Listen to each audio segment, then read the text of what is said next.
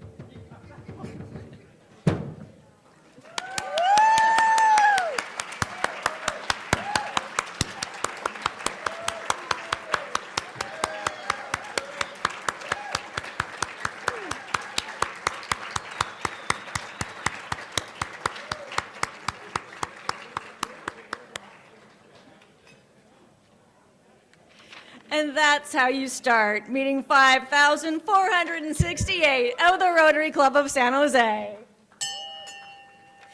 Dennis Fong, thank you so much for your help in securing line and dancers for us on Chinese New Year. Rotarians, you have no idea how special that is. Thank you so much to our dancers for making time for us.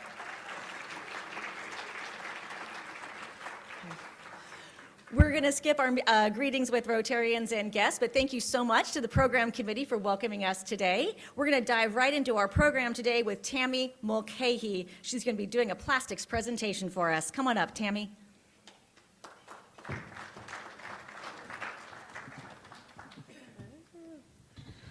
I don't know how you follow that. Because plastics isn't like a harsher issue. So I'm just going to introduce myself that I am a Rotarian from Los Altos. I joined Rotary through SRAG, Environmental Sustainability Rotary Action Group, because I wanted to get involved with solving the plastic crisis, so to speak. So I get the challenge of distilling down the plastic crisis in the next 10 minutes. Whoa. So let's see where we are here. All right, so we just went from this everybody smile, but I hope to just hit you with some of the heavy stuff, and then we'll talk about what we can do to alleviate the plastic problem. So the world generates 400 million metric tons of plastic waste per year, set to triple by 2060. The US is the largest consumer of plastic, so it's no surprise that we produce the most plastic waste. We produce 42 million metric tons of plastic waste per year. And what you have to understand is that this stuff does not go away. We pay for it to go away, but out of sight, out of mind mentality doesn't work anymore. Most of this plastic is going to landfill. A good 70-something% of it goes to landfill. And as it's in the landfill, it breaks down into microplastics and nanoparticulate, which I'm sure some of you have been reading about. And I say nanoparticulate because this isn't stuff that you see. This is stuff that's like the air that you breathe. And that's how it gets into our bodies, and that's what I'm going to talk about in just a minute. So I didn't mention the word recycle. The title of this talk is actually reduce, which I think we can all probably wrap our heads around pretty quickly. The second one is to repurpose, because in the United States, recycling is at a dismal 4 to 5%. And that might surprise a lot of you. It's globally 9%. But recycling was never, it was a marketing narrative. And I hate to say that, but that's just the honest truth. There was no infrastructure for it, and the way plastics are made, they're so full of chemicals that they can't recycle that stuff. The only thing that really gets truly recycled is really peat, number 1 and number 2. So when we talk about recycling, it was a great marketing narrative, and it accomplished 2 things. It shifted the responsibility of what to do about all this plastic away from the producer and onto the consumer. We pay for the product, we also pay to get rid of the product, but we don't really get rid of it, as I just mentioned. The other thing that it did was absolutely brilliant. It is because of the way they sold it, that if something has a triangle on it, that it can or it will be recycled. It's not. And so what it did, though, is it fostered the relentless consumption of plastic on the feel-good notion that it would be recycled. So now that we know that it's not, we have to start rethinking our whole relationship with plastic. Why? Because it's not just about the environment, it's about our health, and particularly the health of our children, the children's children. It's a generational kind of effect.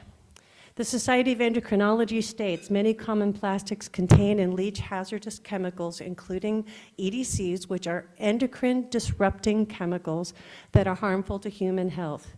These chemicals disturb the body's hormone systems and can cause cancer, diabetes, reproductive disorders, neurological impairments, and here's the biggie, impairments of developing fetuses and children. And of course, the biggie, which is death. Nothing light there.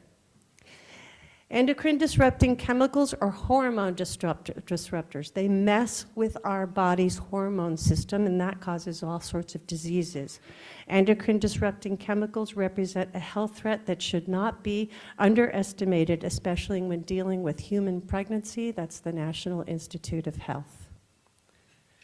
So, microplastics and nanoplastics, if you've probably been reading, they're in our soil, they're in our air, they are in our water, and they are in our blood. They are pervasive in our bodies now. So the question is, how did that happen?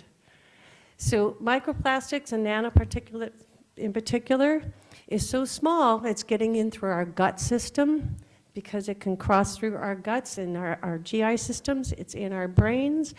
It is in the plaque that is removed from arteries. They're finding it there. And people who had plaque in their, they did a study on 200 patients who had a main surgery, and 60% of them had microplastics in a main artery. So we look at this stuff in our exposure to plastics and we say, well, how do we reduce that? Well, why did we get here in the first place? Well, let's look. First of all, take a look at what you're wearing. If you are not wearing natural fibers like cotton, linen, wool, hemp, bamboo, you are wearing petrochemical-based products. 60% of our clothing comes from fossil fuel. I'm going to back up to that in a minute. These kind of chemicals, exposure comes in the fabrics that we buy in our carpets. They are in our fabrics that we buy for our furniture. They are everywhere around in our homes. They are in the synthetic turf fields that somebody just mentioned to me a minute ago what my opinion on that was. But everywhere we turn in our lives is some petrochemical-based product.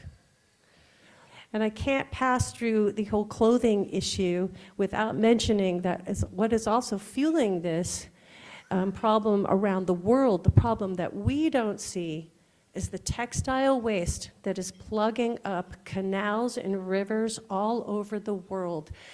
And when the monsoons come, they wash it all out to sea. And when these petrochemical fabrics break down into those microplastics in the oceans, that's when it gets eaten by the fish, and this is what is also a big contributor to the microplastics in our waters. It also has to do with it releases the dye that's in these things, so we have to deal with the fast fashion issue here. The directive here is to reduce, buy quality, that's not quantity, and buy natural fibers. Now, where else do we get this exposure? 42% of plastic waste comes from our food packaging. This is another marketing narrative, that healthy food comes wrapped in plastic. And this is when I share a personal moment in that in the last year we have dealt with the big C, the big cancer in our family. And I was shocked when the first thing that the doctor said as going through treatment was, don't buy food in plastic. It's a big exposure thing. It's also why you need to get rid of your plastic cutting boards. Talk about direct deposit microplastics into your food. And while I'm on food, let's talk about storing food. Plastic leaches chemicals with heat. So you don't store your food in plastic products, especially hot food, toxic plastic. Black plastic is particularly toxic. You don't put plastic in your microwave. Heat leaches, plastic leaches with heat. And you have to wonder why they tell you don't put your exercise clothes in the washing machine in hot water. It's because they're plastic. You don't put them in the dryer because they're plastic. Makes you wonder whether or not we should be exercising in this stuff. Okay, I'm winding down on time, but the takeaway here is toxic-free homes, transition to toxic-free homes, especially if you have small children or grandchildren.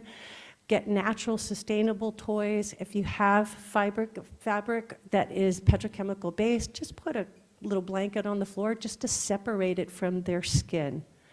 One word for younger people is glass and silicon. Silicon nipples, silicon spoons, silicon bowls, not plastic. For your storing of food, jars are the little black dress of food and everything looks good in them.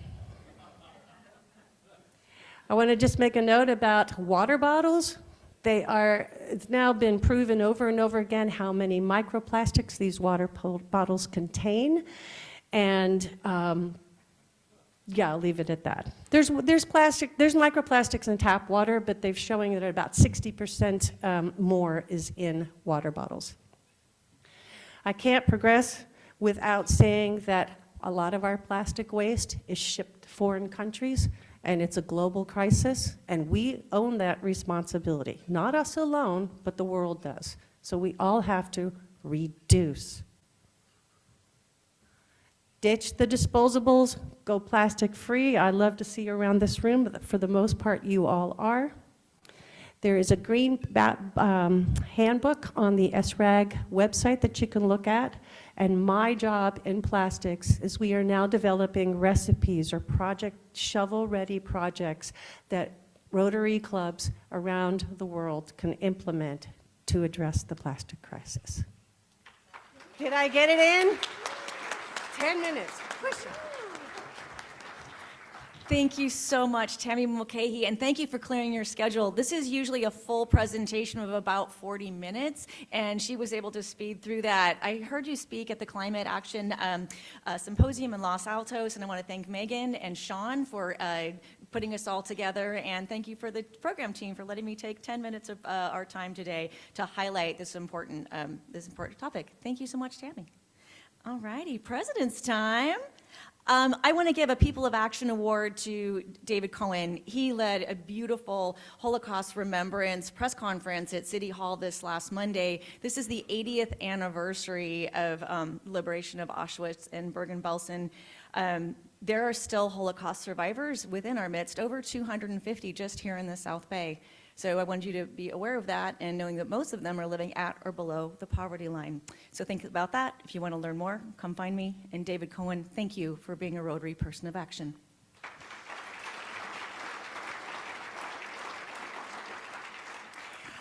One of our favorites. I'm just going to take it on an emotional roller coaster today. I'm going to go here and there and back up again. All right, save the date for the blind wine tasting. This sells out every single year. So Cindy wanted me to make sure that, Cindy Faulkner wanted to make sure that you had this on your calendar, save the date, and when you get that invitation, sign up right away so you won't be sad and miss out. I went last year and I got every single one of them wrong.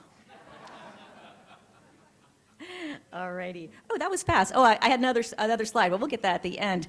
Oh, looks like Dave Callan's doing our introduction today. Come on up, Dave, for our special speaker. Thank you. Thank you, President Heather. I will also keep my introduction very short in the interest of giving Josh enough time to speak. When I came on the program committee as chair, Heather gave me and the committee one mandate: find experts in their fields. And I think with today's speaker, Josh Libresco, we've done just that. I had a thought of bringing in somebody to talk about political polling and what they would tell us and so on. But during the elections, I didn't want to hear that talk. Because at that time, it's all about forecasting and trying to choose a winner and a loser. I wanted a speaker who could focus on the science of polling. And what are the problems and challenges, certainly that we've seen in elections over the last 4, 8, 12 years, but what is the science behind polling, and when do they get it right, when do they get it wrong, and what are some of the issues that they're facing, especially today?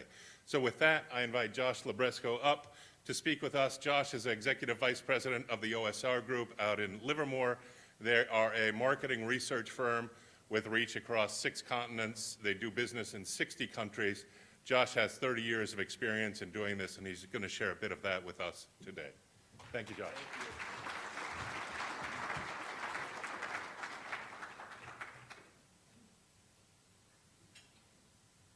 I think my colleagues would be surprised to learn we now are in Livermore instead of San Rafael, but that's okay. And you know, I've given speeches all over the world. I don't think I've ever had a lion dance before speaking, so thank you so much for arranging that. That was lovely. All right. So I'm just going to give you a quick introduction to why I'm here. We do political polling, we do stuff on public issues, but when we work with companies like yours, we usually do things related to brand performance, market segmentation, customer satisfaction, product development, all the other things you could do if you're doing online interviews or focus groups or other things. So that's most of our business, but nobody ever wants to hear about that stuff. What people really want to hear about is political polling, and that's what I'm going to try to talk to you about today. So let's start with the 2024 election. I think most of you will remember seeing this map basically all over the news. Lots of different organizations had maps like this. And if you remember, the blue states, these were the predictions from basically all the major national polls. The blue states were the ones the Democrats were supposed to win, with dark blue being more certain. And the reds were the ones the Republicans were supposed to win. Again, the darker red, more certain. And then you had those famous 7 swing states that we all heard about endlessly. And Nevada, Arizona, Georgia, North Carolina, and the Blue Wall, Pennsylvania, Michigan, and Wisconsin, those were all considered too close to call coming in, and you saw those in tan there. So and you probably remember that Donald Trump won all 7 of those states and therefore won the election. But how did the polls do? Well, interestingly enough, they got all 50 or 51, if you want to add District of Columbia, right. All the states marked in blue ended up going blue. All the states marked in red went red, and the 7 states were all very, very close to call. And in fact, here's what the margins were in the 7 states. This is the final voting margin, so that Trump won by, less than 1% in Wisconsin, by between 1 and 2 for Michigan and Pennsylvania, a little bit more, and then I've written MOE here, which is my little shortcut for margin of error. Only in Arizona was the margin for Trump beyond the margin of error. So it really was too close to call there. And for those who, I know President Trump's been going around talking about having a mandate, and honestly, all presidents do that, so don't pick on him for saying that. But the fact is, this was a very close election, and if those 3 states marked in blue there, in the blue wall, had gone slightly differently, Harris would have won. So it was a close election.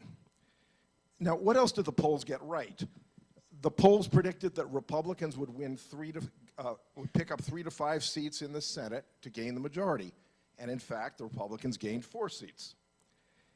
The polls predicted that the House races would be too close to call, and in fact, 2 weeks after the election, we were finally able to call that the Republicans were holding the House. They actually lost 1 seat to the Democrats, but they still hold by a very small margin, as I'm sure you've been reading.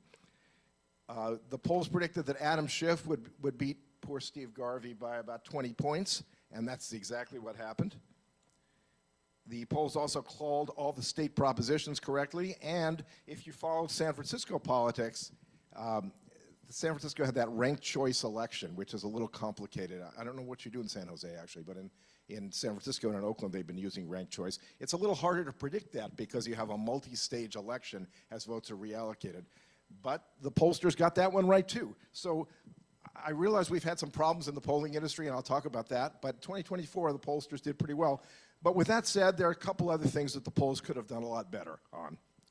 First thing is that although the blue states went blue, Donald Trump did better in those blue states than expected. You may not have noticed this, but in California, Illinois, New York, and some other blue states, the margin was smaller than the pollsters had expected it to be. Second thing is that Trump gained significantly among Hispanic voters from the pattern over last couple elections and also what was expected this year. If I were a Democratic strategist, and I'm not, I'm neutral today, I'd be really worried about that. I'd also be really worried about the fact that Trump gained among younger voters and first-time voters. Again, not expected based on what we saw in 2 or 3 previous elections. And then there's just one other thing I want to mention quickly. You might have read about the Des Moines Register's poll, the Iowa poll, which really got it wrong just before the election. They had predicted that their last poll showed that Harris was up by 3 points just a few days before the election, and in fact, Trump won by 13. So I don't want to pick on that poll. The woman who runs the Iowa poll is a terrific pollster and one of the real leaders in our industry, and she's still trying to figure out what the heck happened there, to be honest with you. Sometimes things are outside the margin of error, sometimes there are some issues, but that's about the only poll that really got some publicity for being off. I understand that Mr. Trump is suing them for being off as if that somehow influenced the election. You can imagine how I feel about that, but as a pollster, not anti-Trump, but just pro-poll. In any case, let's talk about how we do political polling. There are 4 things you have to think about in any poll or any survey for that matter, whether you're a commercial company or something else. The first one is, who are you going to interview? The second one, how are you going to reach them? Third, what questions are you going to ask? And the fourth, what do the results mean? And honestly, most people think the questions are the most important thing, but they're not. The most important thing is making sure you've interviewed the right people. And I put in bold there for you, nothing else matters if you haven't interviewed the right people. Ideally, you want to get a representative sampling, maybe even a random sampling of the people in your target market. And in this case, your target market is people who are going to vote, which is a little bit tricky to estimate sometimes. We do interviews in a lot of different ways. Most interviewing now has gone to online interviewing. I'm sure you get requests for customer satisfaction surveys every time you step on an airplane or you buy something from Staples or whatever it is. It probably drives you crazy, I understand. But most of the world has gone to online polling, but the political polls are still primarily done by phone, and that's because you can get a better sampling by phone. You can use random digit dialing and get everybody included in their proper proportions. You can get cell phones in their proper proportions. It's a better sample if you can get people to talk to you, which I'm going to talk about. The original polling was done in person, door to door, if you can imagine that, with randomly selected cities and blocks and houses within a block, people within a house. Very expensive to do that. There will be some in-person studies still done in shopping malls, which is not exactly the same kind of thing. And also, occasionally, a large government or healthcare study will be done with door-to-door interviewing. But basically, it's telephone polling for political polling and online for everything else. I'll just say something about the questions. The most important thing I can say is again, what I put in bold there, every question biases every question that follows it. Question order is critical. So we start with general questions and then get more specific because we don't want to bias the specific questions, the general questions, sorry. And we try to be really careful about loaded words, of course, and the scales that we use for rating things. We spend a lot of time on that in our industry. And it's not all closed-ended questions. We also use open-ended questions so people can explain why they feel the way they do. But I just thought you'd like to see how it's done with political polling. The first question in political polling is always the one you see up there. If the election were held today and the candidates were Donald Trump, the Republican, or Kamala Harris, the Democrat, which one would you prefer? We ask that question because we don't want to ask about what issues are important to you or which candidates are you aware of or which ads have you seen. We don't want any of that to bias that critical question. And then the second question is almost always this one. If people said, I'm not sure, I don't know, or if the survey were done in October or September or earlier and they weren't really sure who they were going to vote for, we follow up with which candidate are you leaning to as of today? Because we really want people to say where they stand more or less at that moment. And by the way, we say if the election were held today because, you know, in May, you might not know how you're going to feel in November. So we know how you feel in May if we talk to you in May. And that's why when you look at polling, you don't see large not sure, do not, or don't know percentages. Everybody's pretty much been forced to one side or the other. So here's the first challenge. How do you get a representative sample when so few people will participate in polls? And this is a big issue for us. In case you're wondering, fewer than 5% will participate when we ask them in a random telephone survey to be interviewed.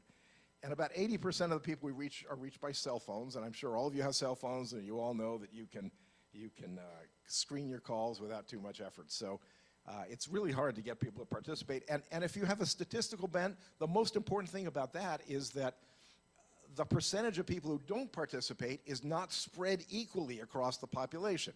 Younger people are less likely to participate than older ones. People who are higher income are less likely to participate. Working people are more likely to come to the Rotary lunch than sit around waiting for us to call them. So it's challenging to get a representative sample when you do that. So how do we solve that? We solve it by weighting the data. And what I mean by that is we have census data, so we know what proportion of the population fits in different age groups, is male versus female, in different income groups, education groups. We weight the data to make sure that they are representative. So, for example, if we do an interview and we get 20% young people, we're supposed to get 30% young people, we might give each of the people we got a weight of 1.5 to bring them up to 30% in the sample. I thought that math wasn't too hard. And then we downweight the older people who were easier to reach. We're trying to get a representative sample, and that's what we do. Now, in 2016, you might remember the polling industry didn't do too well, and the reason was, the main reason was that we didn't have education as one of the things that was our demographic factor. And it turned out that people with lower education levels voted at much higher levels than expected because Donald Trump really attracted that group. So now some pollsters will weight by up to 12 demographic factors. In 2020, the polls did better, but they still underrepresented Republican voters. And we discovered the reason for that was that Republicans are less willing to participate in surveys than Democrats. So some people now put on a weight of party ID to make sure that they can bring that up to the proper proportion. Now some pollsters, this is an interesting one, some pollsters will weight on likelihood to be reached. So if, for example, I call you on Wednesday night at 8 o'clock and you're there, I might say, okay, think about the last 3 Wednesdays before this one. Were you at home or were you reachable by phone at this number on those Wednesdays? If you say, no, I wasn't. I've done various things. I happen to be home today. We say, aha, this is someone hard to reach. We can let this person stand for others who are hard to reach. We give that person more weight, right? But if you're there all the time, we say, okay, there are a lot of people we can reach like you. We'll give you a lower weight. It's not that we're penalizing you for being there. It's just we want to represent the people who are hard to reach on those rare occasions that we do reach them. And of course, weighting is also important as we do more and more online interviewing. I said that most of the polls are done by phone, and that's true, but a lot of polls have shifted toward more online weighting, interviewing, or some combination of phone and online, and even texting in some cases. So we want to be really careful because there is no representative sample of online interviews. Okay. Challenge number 2, how do you estimate voter turnout when historical turnout data no longer apply? Now, you might know this. Historically, meaning the last 50, 100 years, we get about 60 to 64% of eligible voters showing up to vote in a presidential election. We get about 40 to 45% in an off-year or midterm election. In case you're wondering, that's just terrible compared to the rest of the world, at least the democracies in the rest of the world. And Russia, of course, 100% vote. But this is not what we would like in our country. And in 2024, around 64% voted. So this is voter turnout over time. This goes all the way back to 1789, the first elections we had, which were, of course, done very differently. But what I've circled for you there is the golden age of voter turnout. In the late 1800s into the early 1900s, we were getting about 80% voting in presidential elections, and up into the 60s, sometimes even as high as the presidential, in the off years. But you can see what happened to the chart after that. All the numbers went down to the 60% level and 40% level that I talked about. But notice what happened at the very end here, just the last few years, the COVID years. Voter turnout went up. And you'd think, okay, there was a pandemic. How did that happen? Well, the way it happened is we changed voting procedures all over the country. Every state now has absentee ballot voting. Every state has some form of mail voting. We have it, it's a little easier in California than it is in some other states, but everybody has something. In addition, every single state has extended voting days. You don't have to show up on the first Tuesday in November. Some places you can go for 2 weeks, 3 weeks, you go in just the last week, whatever it is, different states have different methods, and everybody has more hours. And many states have drop boxes. We have them here in California. A lot of states don't have that. But the point is that there are things you can do to make people more likely to vote. We proved that during COVID. So every political poll wants to know who's likely to vote. Because if we want to predict how the election's going to come out, we got to know who the likely voters are. Everybody's got a little different algorithm. And it's kind of interesting to look at the things that different polling companies do because they all use slightly different algorithms. But in any case, you can get voter registration data. You get some data on past voting. You can ask people how often have you voted in the last 4 elections. You can ask them how likely you are to vote. Recently, some people have been asking about intensity of feeling about candidates because that tends to, again with the Donald Trump situation, people who hadn't voted in the past felt so strongly that they wanted to come out and vote in 2016. So thinking about that too. And of course, what method you might use to vote could also have some impact. In 2016, Donald Trump turned out a lot of people who traditionally had not voted, especially lower education, working class males. And in 2018 and 2020, we had the other side, which is a lot of people who were strongly anti-Trump came out and voted in numbers that weren't expected, especially suburban women, younger voters. So whatever you think of Donald Trump, positive or negative, he's great for voter turnout. So challenge number 3, do people tell the truth to pollsters? And this is the question I get asked the most. You may remember here in California that we had a governor's election back in 1982. You would have read about it at least, which had to do with Tom Bradley, who's the gentleman on the left there, well, I guess he's on the left, against George Deukmejian. And Bradley was the mayor of Los Angeles. He was favored to win and was shown leading by 3% in the polls. But in fact, he lost by 1% to George Deukmejian, who was the Attorney General of the state at the time.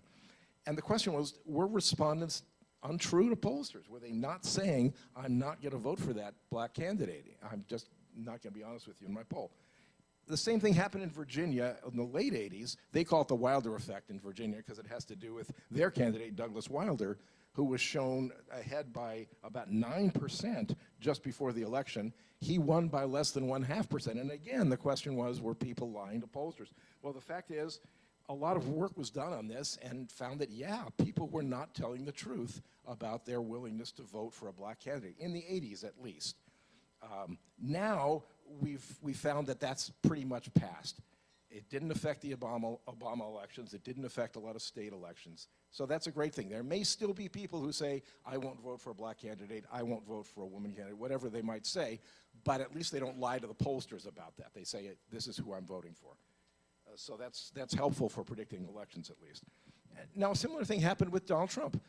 In 2016, when he appeared on the scene, he was a very strong personality, and there was some reluctance among people to admit that they were going to vote for him in the 2016 election.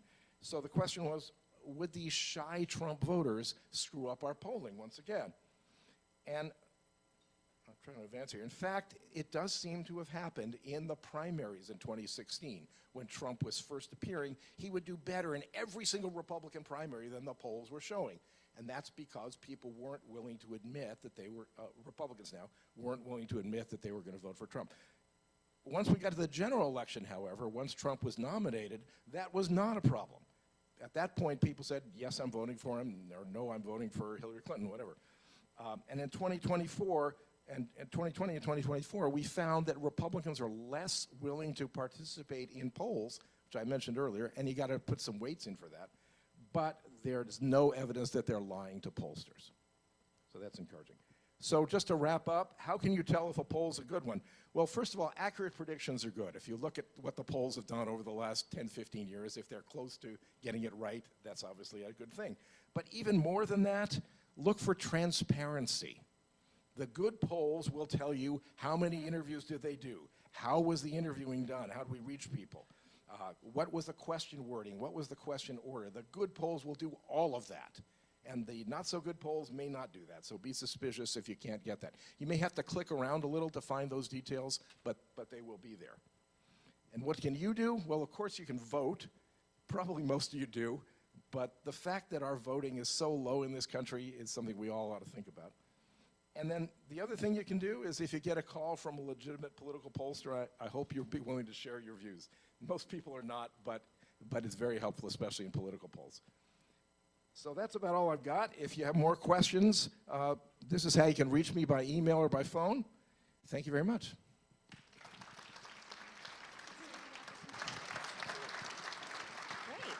All right. Oh, look at all these hands in the air right over there. Dan Orloff. And also, before you go, thank you so much. We've got Kimberly Mulcahy and Yuen Nguyen on microphones today. Thank you, President Heather. Talk to us about, oh, by the way, great presentation. Thank you. Talk to us about the meaning of high negatives when often a pundit will refer to a candidate with high or low negatives. Talk to us about that and what it means. Yeah, that's an interesting question. We have, there are a lot of data on candidate favorability. You know, you feel positively about this one, you feel not so positively. And if you look at the data over the last 20 or 30 years, all candidates do less well than they used to.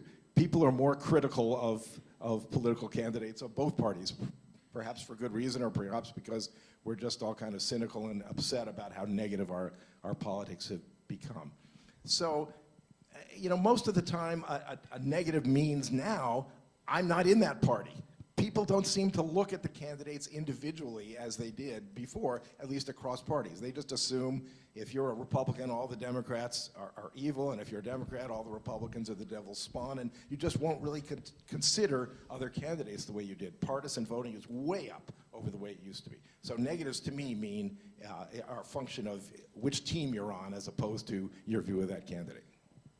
Blake, we're getting you right away this time. Question for you. I'm a huge history buff, and I find it. What was the causation of the American population going from 80% to 60% in the polls, and in what years did that take place in? You know, you're not going to like the answer to this. I think I know it. Yeah. What year did women first start to vote in presidential elections? 1920, and Warren Harding was elected primarily because he was a real good-looking candidate. I mean, I hate to say that, but that's what happened in 1920, and that was when things started to drop. I do think some of the reason that participation was high in the middle of the 19th century was because when the Civil War was brewing and then continuing, there was a lot of very strong feeling throughout the country, and people felt committed to vote. Maybe they got complacent on into the 1920s, at least, and then the 30s it was harder to get people to vote because the Depression was on, and it just never quite came back up. Yes, John Ball. It would seem that AI would be a good fit for improving accuracy in polling. So could you speak to that, realizing that it may not be good for pollsters, but it would be good for the result? So could you speak to that? Yeah, there are a lot of, I could speak to that for a long time, but I'll just say briefly that there are a lot of companies playing around with AI and trying to see how well it can be used as a predictive force based not on interviews, but on demographics and other things that published data that would help us understand how people would vote. Some of this has been going on for a while before we use the term AI. If you remember Claritas, for example, or some other database programs that would try to divide the country into very small pieces and see how people's demographics played out in each area. So yes, people are playing with that, but so far the main use for AI in the polling and market research firm world is with open-ended questions. When we have, we ask you, why do you feel this way, whatever, we get hundreds and hundreds of responses. Coding them into categories is hard. And AI can be really helpful with that in terms of keywords and structuring that for us. So we'll see.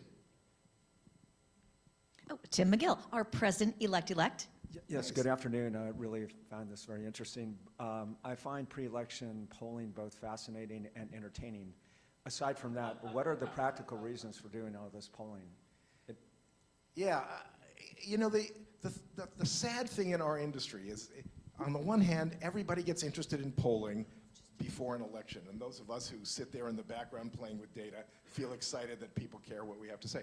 But they really only focus on the horse race, who's ahead. And most of the use of even election polling is other stuff. If you talk to candidates and their staffs, what you'll find is that they're all doing polling, and that's not the stuff you see in the news. And what they use it for is a lot of stuff beyond the horse race. What issues are most important in my district? What kind of awareness do people have of me? In a presidential election, you kind of know who the candidates are. But I've done some polling work for people in very narrow local elections where awareness is the whole game.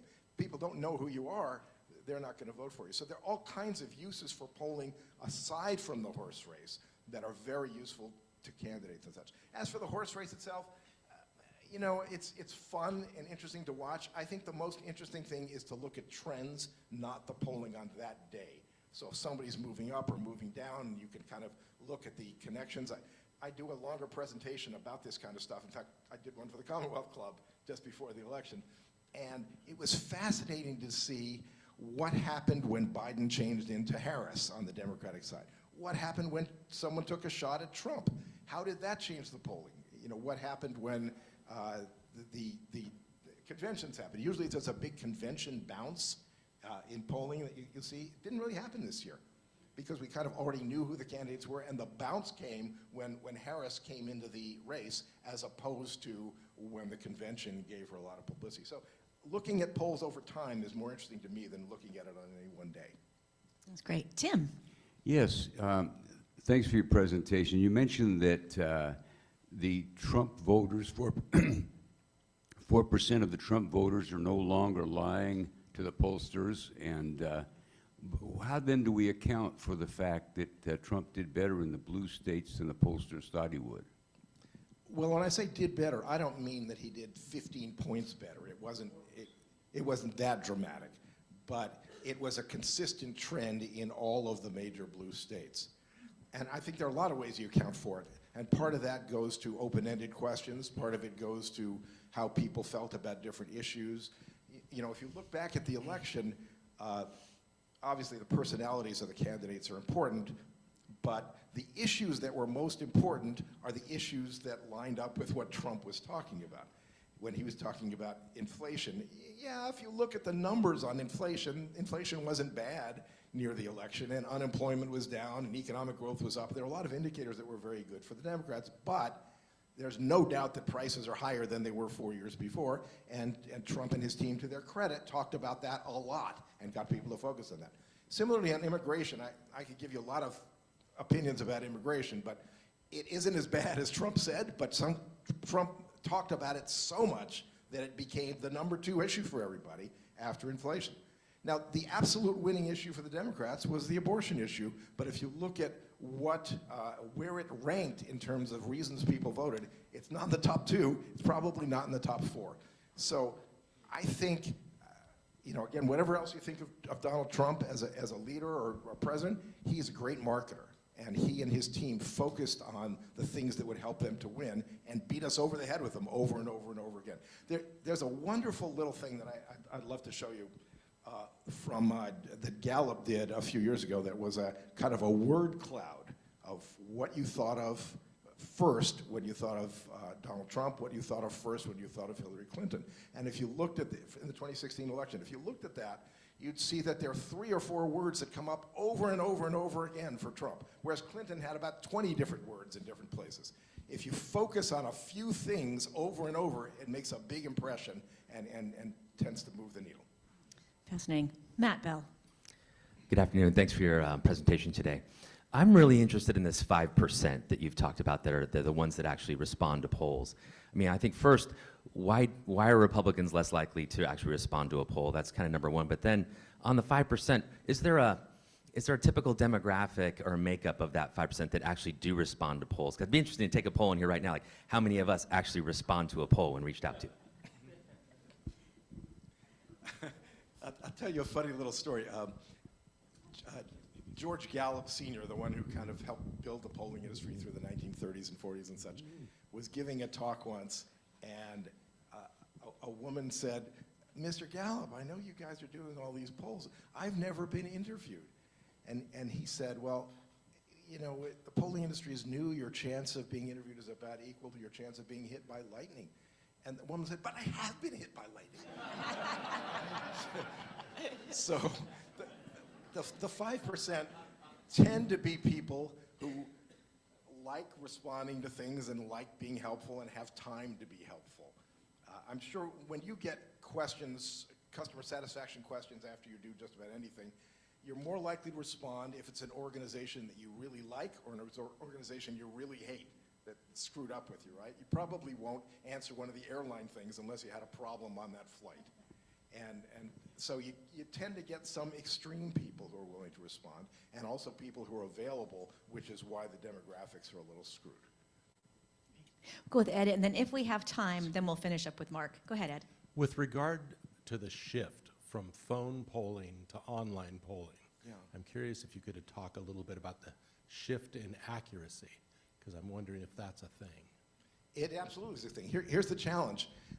You know, with telephone polling, we can get everybody by telephone. There are comprehensive cell phone data banks, and in any place else, back when we used to use landlines for everything, we used random digit dialing, which means that we take exchanges that were open exchanges, and we'd randomly rotate the last 4 numbers, and we would get people in their proper proportions, even if they had unlisted numbers or they were new to an area or whatever it would be. Las Vegas, by the way, had more than 50% unlisted. It was the highest unlisted area in the country for whatever reasons. What happens in Vegas stays in Vegas, I guess. So we could reach everybody.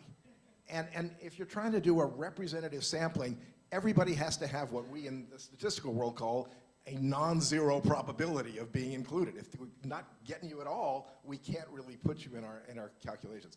Now, the thing about online polls is that if you're doing an online poll for your business and you have a customer list, that's great. We can use your customer list. Or if we have to reach businesses of a particular type, there are ways we can get into businesses. But for consumers, online lists just don't exist that way. We have lots and lots of people who sign up to be interviewed, millions and millions of people, but you know, we've got, I don't know, 200 million voters. We don't have 200 million people on those lists. So we don't have a representative sample of everybody. That's why we're doing the weighting to at least try to match demographics. But sometimes we won't match some attitudes. And fitting with the other gentleman's question, the 5% may be different from the others. If you sign up to be interviewed online, by the way, you can earn valuable prizes, you know? So think about it. Well, speaking of valuable prizes, we have one to thank you, Josh. That was fantastic. Everyone. Yeah. Let's grab a quick photo right over here. This is the fabulous prize we give to all of our speakers. In addition, oopsie, we make a donation in your name to the Dancing Cat Lounge, a wonderful adoption space here in San Jose. Come on over, let's grab a quick photo. If you want a microphone, you can have one. It's just for a photo. We have a photographer. Well, thank you. All right, let's go for our ceremonial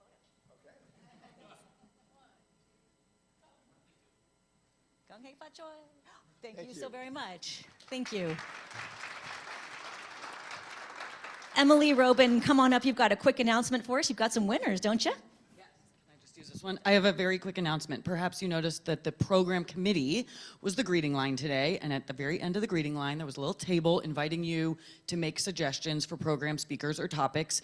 And as an incentive to participate in this suggestion box, we are offering up, thanks to Heather, 2 free lunch passes, and the winners of those are Audrey Fox and Dagmar. Thank you so very much. Ditching the handheld. All right, next week our speaker will be Andrew Trister, and Chief Medical and Scientific Officer. This is another one in our series of AI, this one being particular around medicine. We've had a lot of different topics in AI. I hope you found them fascinating, including Adam Chire last week. Program Committee, thank you for your focus on this fascinating topic. All right, and quick final thoughts. You guys.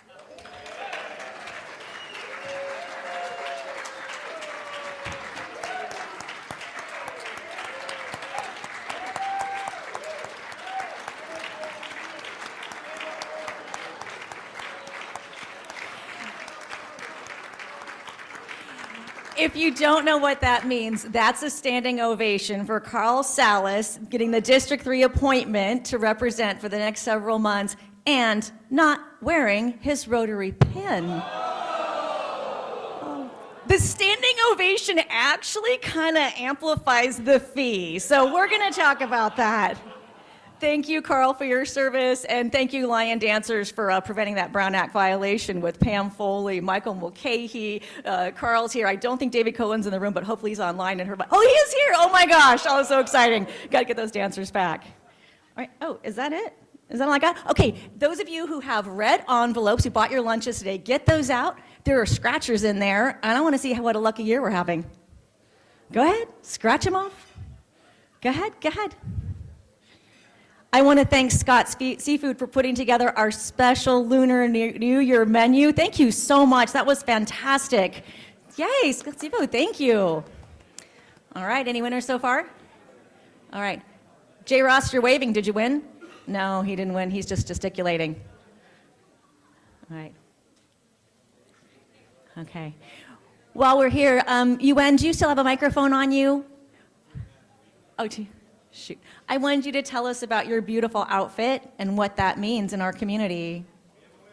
Okay. What'd you win, Steve Prouty? $2! Better than a kick in the head. Okay. Yuen, please stand and finish us up here and tell us about what you're wearing today. Oh, I'm wearing a traditional Vietnamese dress called áo dài. And it's actually not something that we just wear on special occasion. Most of the schoolgirls wear this. And it's typically in white color. And the men's favorite day is when it's raining because of the white color. But on special occasion, we try to wear more colorful outfits and more ornate outfits for to celebrate. So Thank you so much. On that note, keep on scratching, and we will see you here next week. We are adjourned. Happy New Year.